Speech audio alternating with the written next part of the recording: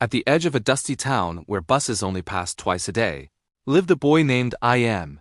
He wasn't the smartest kid in school, nor the fastest runner.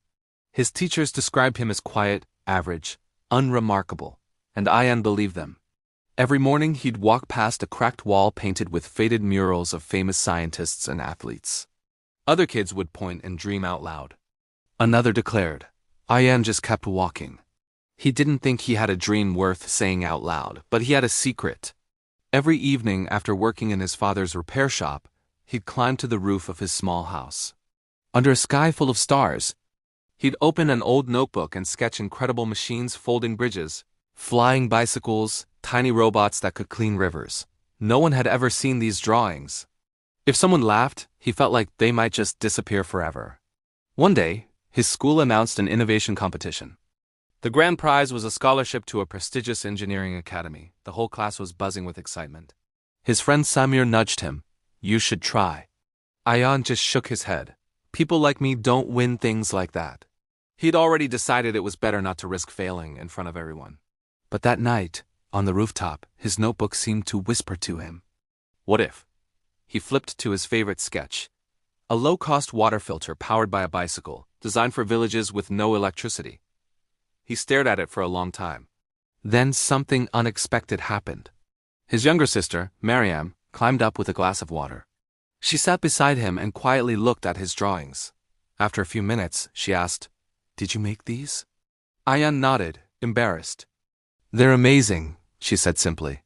He waited for her to laugh, but she didn't. "Why don't you show them to people?" she asked.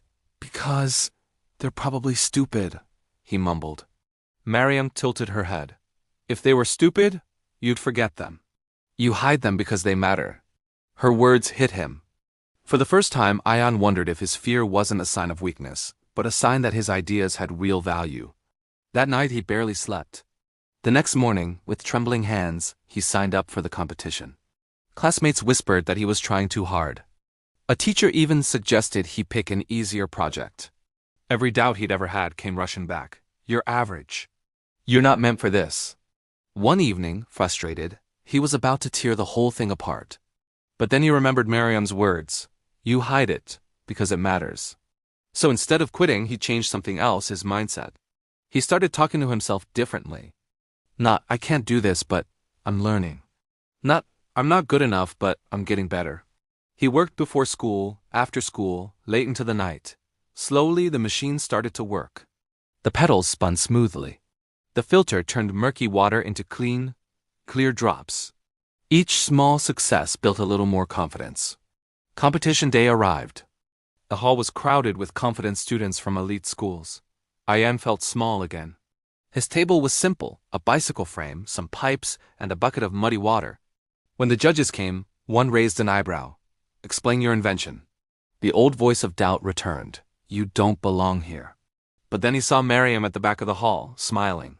Samir was beside her, giving him a thumbs up. Ian took a deep breath. "This," he began, his voice shaking, "is a pedal-powered water filtration system." As he spoke, the fear started to fade. The words flowed. And Ian answered every single one with growing certainty. For the first time in his life, he didn't feel average. He felt capable. Hours later, the awards were announced. 3rd place. 2nd place. Ian clapped politely. Then, the announcer's voice boomed, and 1st place goes to Ian Rahman. The hall erupted in applause. Ian was frozen. Walking to the stage felt unreal. The medal was heavy in his hands, not just metal, but proof. Proof that belief changes what's possible.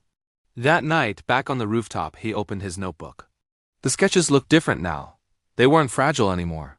They were alive with potential. He realized the inventions hadn't changed. He had. Confidence isn't a gift. It's built one decision, one effort at a time. Years later, people would call him a visionary. And that choice changed everything. Thanks for watching.